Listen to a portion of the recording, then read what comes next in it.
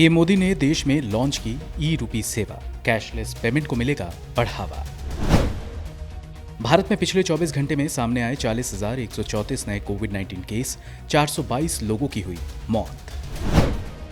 सावन के दूसरे सोमवार को काशी विश्वनाथ में भक्तों की भीड़, न मास्क पहना न सोशल डिस्टेंसिंग का ख्याल। राहुल गांधी का निशाना, कहा पीएम मोदी और उनके चापलूसों ने चीन को सौंप दी हजारों किलोमीटर भारतीय जमीन। दिल्ली में मुलायम और अखिलेश से मिले लालू यादव, बोले देश को लोक समता और समाजवाद की जरूरत। ओलंपिक में पहली बार सेमीफाइनल में पहुंची भारतीय महिला हॉकी टीम, अब अर्जेंटीना के साथ होगा मुकाबला। आईसीएमआर की स्टडी में दावा, कोरोना के डेल्टा प्लस वेरिएंट के खिलाफ असरदार है कोवैक्सीन। और महाराष्ट्र के सांगली में सीएम उद्धव ठाकरे के काफिले को रोकने की कोशिश, बीजेपी कार्यकर्ताओं और पुलिस के बीच झड़प।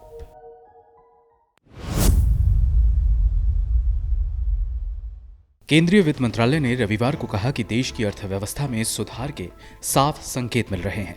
मंत्रालय के मुताबिक जुलाई महीने में पिछले साल के मुकाबले 33% की बढ़ोतरी के साथ जीएसटी कलेक्शन 1.16 लाख करोड़ पर पहुंच गया है। वित्त मंत्रालय का कहना है कि इस जीएसटी कलेक्शन से साफ संकेत मिलते हैं कि अर्थव्यवस्था में तेजी से सुधार हो रहा है। हालांकि अगर सालाना स्तर के आंकड़ों पर गौर करें तो जीएसटी कलेक्शन में गिरावट ही देखी जा रही है, जिसमें इस साल केंद्र सरकार सुधार की उम्मीद लगाए हुई है। आंकड़े बताते हैं कि साल 2019-20 के दौरान वित्त मंत्रालय ने कुल 12.12 लाख करोड़ रुपए का जीएसटी कलेक्ट किया था। गौर करने वाली बात यह है कि वो साल थे जब भारत में महामारी नहीं फैली थी, जबकि साल 2020 में महामारी को काबू करने के लिए लगाए गए दुनिया के सबसे सख्त लॉकडाउन की वजह से जीएसटी कलेक्शन में भारी गिरावट आ गई।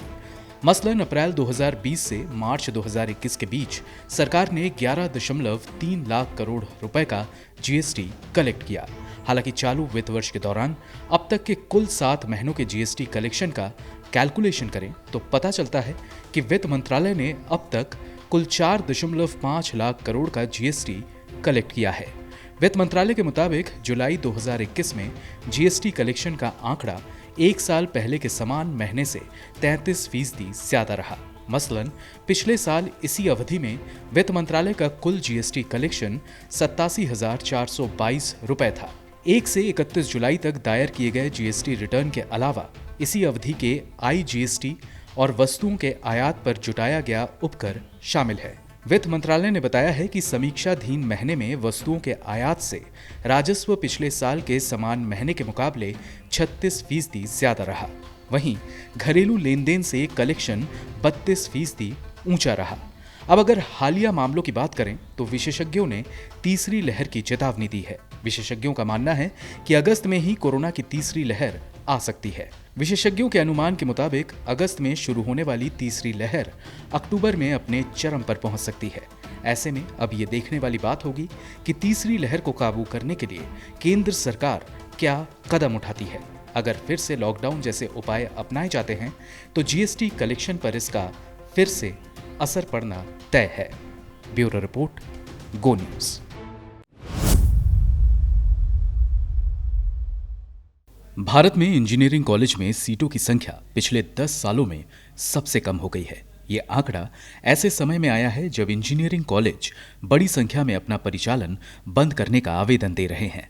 टेक्निकल एजुकेशन रेगुलेटर एआईसीटीई के हाल ही में जारी आंकड़े बताते हैं कि ग्रेजुएट, पोस्ट ग्रेजुएट और डिप्लोमा स्तर पर इंजीनियरिंग सीटों की संख्या गिरकर 23.28 लाख हो गई है, जो कि पिछले दशक में सबसे कम है। सिर्फ इस साल ही इंजीनियरिंग सीटों की संख्या 1.46 लाख तक कम हो गई है और इसका कारण कॉलेजों का बंद होना और एडमिशन क्षमता के कम होने को बताया जा रहा है। हालांकि इंजीनियरिंग सीट बड़े स्तर पर कम हुई है, लेकिन फिर भी मैनेजमेंट, आर्किटेक्चर, होटल मैनेजमेंट जैसी टेक्निकल कोर्स की सीटों में इंजीनियरिंग की 80% की हिस्सेदारी है।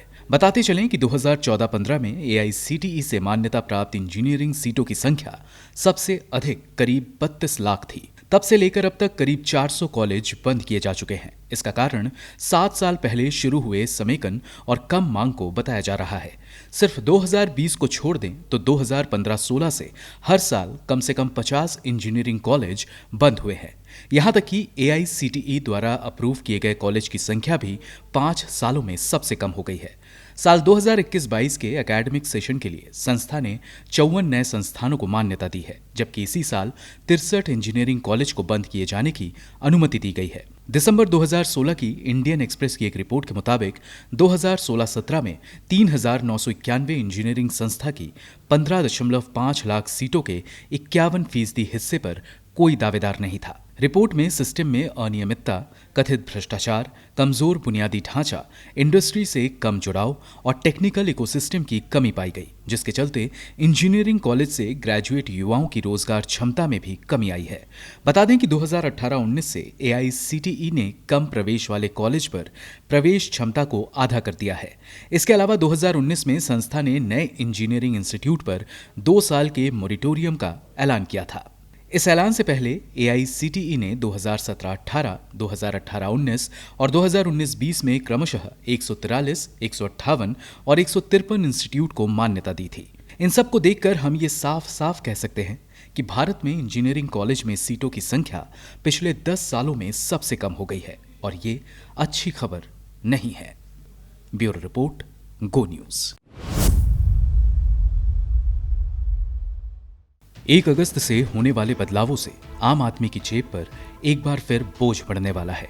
रसोई गैस के दामों में बदलाव किए जा सकते हैं और साथ ही ATM से कैश निकासी पर भी चार्ज बढ़ जाएगा। 1 अगस्त से ATM से राशि निकालने पर लगने वाली इंटरचेंज फीस को बढ़ाकर 15 रुपए से 17 रुपए कर दिया गया है। हर बैंक ने मुफ्त ट्रांजैक्शन की सीमा तय की है। तय सीमा से ज्यादा के ट्रांजैक्शन पर आपको तय फीस देना होता है। इसे ही इंटरचेंज फीस कहते हैं। इनके अलावा 1 अगस्त से नॉन फाइनेंशियल ट्रांजैक्शन फीस भी बढ़ाकर 5 रुपए से 6 रुपए कर दिया गया है। हर महीने की पहली तारीख को केंद्र सरकार LPG सिलेंडर के नए दामों का ऐलान करती है।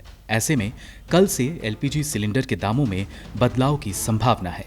जुलाई महीने में सरकार ने 14.2 किलो के घरेलू गैस सिलेंडर के दाम 25 रुपए 50 पैसे बढ़ाने का ऐलान किया था।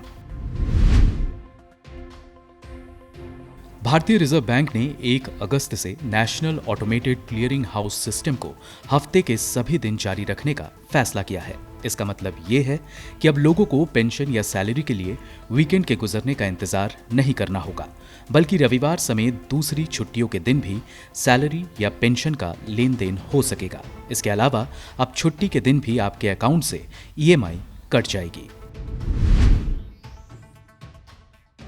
ICICI बैंक ने 1 अगस्त से बैंक से पैसा जमा कराने और निकालने, चेकबुक के चार्ज समेत दूसरी फीस को बढ़ाने की घोषणा की है। अब बैंक में चेकबुक से सिर्फ 4 बार ही लेन देन मुफ्त होगा। इसके बाद आपको इस सेवा के लिए हर ट्रांजैक्शन पर 150 रुपए देने होंगे।